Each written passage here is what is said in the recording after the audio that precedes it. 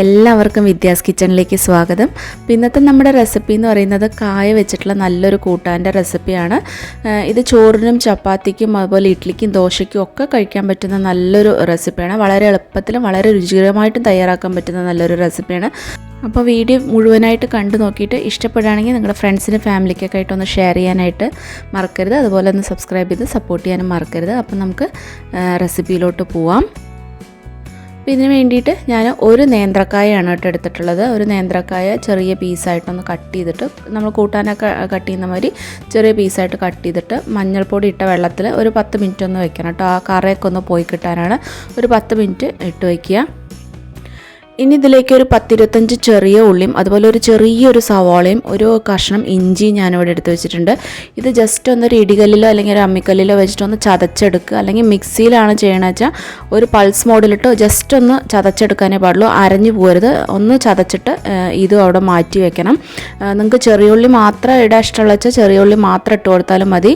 അതുതന്നെ ആയിരിക്കും കൂടുതൽ ടേസ്റ്റ് ഉണ്ടാവുക. അല്ലാന്നുണ്ടെങ്കിൽ ഇതുപോലെ എടുക്കാം കേട്ടോ. അപ്പോൾ അത് ചതച്ച് മാറ്റി വയ്ക്കുക. ഇനി ഒരു ചട്ടി വെച്ചിട്ടുണ്ട്. അതിലേക്ക് ഞാൻ കുറച്ച് വെളിച്ചെണ്ണ ഒഴിച്ചു കൊടുത്തിട്ടുണ്ട്. വെളിച്ചെണ്ണ ആയിരിക്കും കൂടുതൽ ടേസ്റ്റ്. അല്ല നിങ്ങൾ ഏത് കുക്കിംഗ് ഓയിലാണ് യൂസ് ചെയ്യണമെന്ന് വെച്ചാൽ അത് ഒഴിച്ചു കൊടുക്കുക. 1-2 ടീസ്പൂൺ ഒഴിച്ചു കൊടുക്കുക. അതിലേക്ക് എണ്ണ ചൂടായി കഴിഞ്ഞാൽ നമ്മളതിലേക്ക് ചതച്ച് വെച്ചിട്ടുള്ള ഉള്ളിയും ഇഞ്ചിയും കൂടി നമുക്കിതിലേക്ക് ചേർത്ത് കൊടുത്തിട്ട് ഒന്ന് സോഫ്റ്റ് ആവുന്നവരെ നന്നായിട്ടൊന്ന് വഴറ്റി കൊടുക്കുക. ഇതിലേക്ക് കുറച്ച് മഞ്ഞൾപ്പൊടി ഒരു 1/4 ടീസ്പൂൺ കുറച്ച് കൂടുതലുണ്ട് കേട്ടോ. 1/4 ടീസ്പൂണിൽ ലേശം കൂടുതൽ മഞ്ഞൾപ്പൊടിയും അതുപോലെ കുറച്ച് കറിവേപ്പിലയും കൂടി ഇട്ട് കൊടുത്തിട്ട് നന്നായിട്ടൊന്ന് വഴറ്റി കൊടുക്കുക.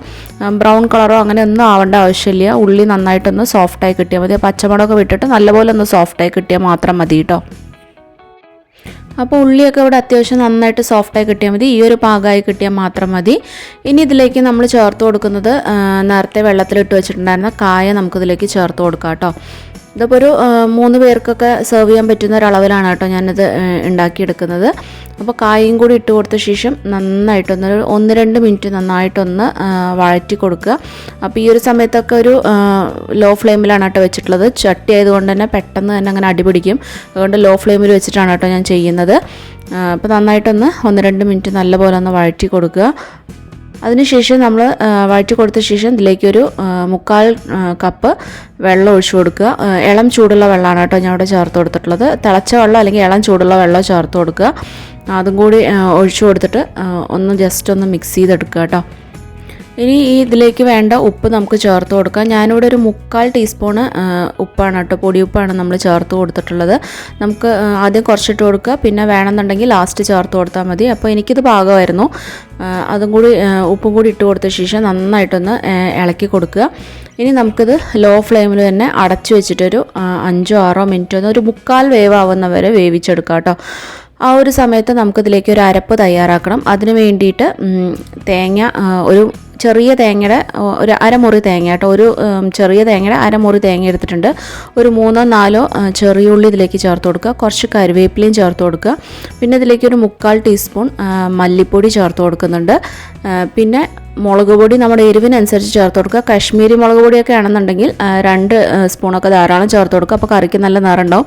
ഞങ്ങളുടെ സാധാരണ മുളക് പൊടി ഒരു 1.5 ടീസ്പൂൺ ചേർത്ത് കൊടുത്തിട്ടുണ്ട്. എരിവിനനുസരിച്ച് നോക്കിയിട്ട് ചേർത്ത് കൊടുക്കുക കേട്ടോ. എരിവ് കൂടണ്ട. ഇനി ആവശ്യത്തിന് വെള്ളം ഒഴിച്ചിട്ട് നല്ല മയത്തിൽ തന്നെ ഇത് അരച്ചിട്ട് നമുക്കിത് മാറ്റി വയ്ക്കണം. ഒരു 5 മിനിറ്റിന് ശേഷം നമ്മളിത് തുറന്ന് നോക്കുമ്പോൾ ഏകദേശം ഇതൊരു 1/4 വേവായിട്ടുണ്ട് കേട്ടോ.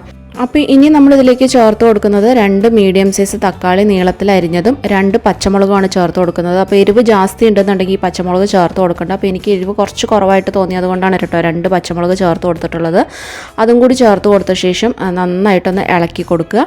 പിന്നെ ഇതിലേക്ക് ചേർക്കുന്നത് ഒരു ചെറിയ നെല്ലിക്ക വലുപ്പത്തിലുള്ള വാളൻപുളി കുറച്ച് നേരം ഒന്ന് വെള്ളത്തിലിട്ട് വെച്ചിട്ടുണ്ടാവണം.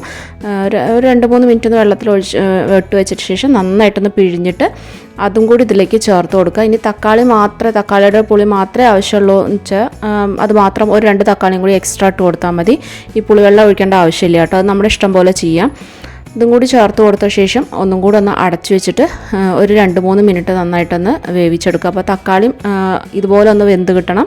അതുപോലെ ആ പുളിവെള്ളം നന്നായിട്ടൊന്ന് വെന്ത് കിട്ടണം. അപ്പോൾ ഒരു 2-3 മിനിറ്റ് ശേഷം ഞാൻ തുറന്ന് കൊടുത്തിട്ടുണ്ട്. അപ്പോൾ തക്കാളിയും ഒന്ന് ജസ്റ്റ് ഒന്ന് ഉടയാൻ തുടങ്ങിയിട്ടുണ്ട്. പുളിവെള്ളം നന്നായിട്ടൊന്ന് തിളച്ച് കിട്ടിയിട്ടുണ്ട് കേട്ടോ. അപ്പോൾ ഇനി നമ്മളിതിലേക്ക് ചേർത്ത് കൊടുക്കുന്നത് നേരത്തെ അരച്ച് വെച്ചിട്ടുണ്ടായിരുന്ന അരപ്പാണ് കേട്ടോ. തേങ്ങയുടെ അരപ്പ് നമ്മളിതിലേക്ക് ചേർത്ത് കൊടുക്കുക. തേങ്ങയുടെ അരപ്പും കൂടി ചേർത്ത് കൊടുത്തിട്ട് നമുക്കിതിലേക്ക് വെള്ളം ആവശ്യമുണ്ട് തോന്നുകയാണെങ്കിൽ നമ്മളിതിലേക്ക് ചൂടുവെള്ളം ചേർത്ത് കൊടുക്കുക. പച്ചവെള്ളം ചേർത്ത് കൊടുക്കരുത്, ചൂടുവെള്ളം തന്നെ ചേർത്ത് കൊടുക്കാനായിട്ട് ശ്രദ്ധിക്കണം. അപ്പോൾ അതും കൂടി ചേർത്ത് കൊടുത്തിട്ട് നന്നായിട്ടൊന്ന് ഇളക്കി കൊടുക്കുക. അപ്പോൾ ഒരുപാട് തിക്കുണ്ടെന്നുണ്ടെങ്കിൽ കുറച്ചൊന്ന് ലൂസാക്കുക നല്ലത്. കാരണം ചട്ടി ആയതുകൊണ്ട് തന്നെ ഇരുന്ന് അത് ഒന്നും കൂടി നന്നായിട്ട് കുറുകി വരും. അപ്പോൾ കുറച്ച് ലൂസായിട്ടുള്ള പാകത്തിലാണ് കേട്ടോ അത് ആക്കിയെടുക്കാനായിട്ട്. അപ്പം ഞാൻ ഇതിലേക്ക് ഒരു അര ഗ്ലാസും കൂടി വെള്ളം ഒഴിച്ചു കൊടുത്തിട്ട് ഒന്നും കൂടെ ഒന്ന് ലൂസാക്കണുണ്ട്. എന്നാലും ഒന്ന് ഇത്തിരി തണുക്കുമ്പോഴേക്കും കറക്റ്റ് പാകമായിട്ട് കിട്ടുള്ളൂ കേട്ടോ. അപ്പോൾ ഈ ഒരു സമയത്ത് നമ്മൾ ഉപ്പൊക്കെ നോക്കിയിട്ട് പാകമല്ല എന്നുണ്ടെങ്കിൽ കുറവുണ്ട് തോന്നുകയാണെങ്കിൽ കുറച്ചും കൂടി ഉപ്പൊക്കെ ചേർത്ത് കൊടുക്കാം. അപ്പോൾ എനിക്ക് പാകം കറക്റ്റായിരുന്നു, അതുകൊണ്ട് ഞാൻ വേറെ ചേർത്തൊന്നും കൊടുത്തിട്ടില്ല. നന്നായിട്ടൊന്ന് ഇത് നന്നായിട്ടൊന്ന് തിളപ്പിച്ചെടുക്കണം. അങ്ങനെ ഇളക്കി നന്നായിട്ടൊന്ന് തിളപ്പിച്ചെടുക്കുക. ഒരു 1-2 മിനിറ്റ് നന്നായിട്ടൊന്ന് തിളപ്പിച്ചെടുത്ത ശേഷം നമുക്കിത് ഫ്ലെയിം ഓഫ് ചെയ്ത് വെക്കാം കേട്ടോ. ഇനി ഇതിലേക്ക് നമുക്കൊന്ന് വറുത്ത് കൊട്ടണം. അതിന് വേണ്ടിയിട്ട് ഞാനൊരു പാനിൽ കുറച്ച് വെളിച്ചെണ്ണ ഒഴിച്ച് കൊടുത്തിട്ടുണ്ട്, കുറച്ച് കടുക് ഇട്ട് കൊടുത്തിട്ടുണ്ട്. കടുക് നന്നായിട്ടൊന്ന് പൊട്ടി കഴിയുമ്പോൾ നമ്മളതിലേക്ക് ചെറിയ ഉള്ളി, ഒരു 5-6 ചെറിയ ഉള്ളി ചേർത്ത് കൊടുത്തിട്ട് ഇതൊരു ചെറിയ ബ്രൗൺ കളർ ആവുന്നവരെ നന്നായിട്ടൊന്ന് വഴറ്റി കൊടുക്കുക. ഉള്ളിയുടെ കളറൊക്കെ ഒന്ന് ചേഞ്ച് ആയി വരുമ്പോൾ 2-3 വറ്റൽമുളക് ചേർത്ത് കൊടുക്കുക.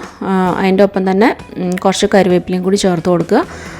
ഒന്ന് നന്നായിട്ടൊന്ന് ഇളക്കി കൊടുത്തിട്ട് നമുക്ക് ഈ കറിയിലോട്ട് കൊട്ടി കൊടുക്കാം കേട്ടോ.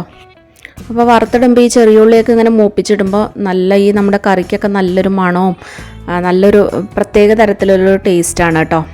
അപ്പോൾ ഞാനിവിടെ വറുത്ത് കൊട്ടിയിട്ടുണ്ട്. അപ്പോൾ നമ്മുടെ കറി ഇവിടെ റെഡി ആയിട്ടുണ്ട്. ഇത് ദോശയ്ക്കും ഇഡ്ഡലിക്കും ഒക്കെ ചോറിനും ഒക്കെ പറ്റുന്ന, വളരെ എളുപ്പത്തിൽ തന്നെ നമുക്ക് ഉണ്ടാക്കിയെടുക്കാൻ പറ്റുന്ന നല്ലൊരു റെസിപ്പിയാണ്. തീർച്ചയായിട്ടും എല്ലാവരും ഒന്ന് ട്രൈ ചെയ്ത് നോക്കൂ, ഇഷ്ടപ്പെടാതിരിക്കില്ല. അപ്പോൾ എല്ലാവരും ഒന്ന് ട്രൈ ചെയ്ത് നോക്കിയിട്ട് നിങ്ങളുടെ ഫീഡ്ബാക്കൊക്കെ ഒന്ന് പറയാനായിട്ട് മറന്നു പോരുത്. അതുപോലെ ചാനൽ ഇഷ്ടപ്പെടുകയാണെന്നുണ്ടെങ്കിൽ മറ്റുള്ളവർക്കായിട്ടൊന്ന് ഷെയർ ചെയ്ത് കൊടുക്കാനും സബ്സ്ക്രൈബ് ചെയ്തൊന്ന് സപ്പോർട്ട് ചെയ്യാനും മറക്കരുത്. അപ്പോൾ വീണ്ടും നമുക്ക് നല്ല റെസിപ്പീസായിട്ട് നമുക്ക് വീണ്ടും കാണാം. Take care, by.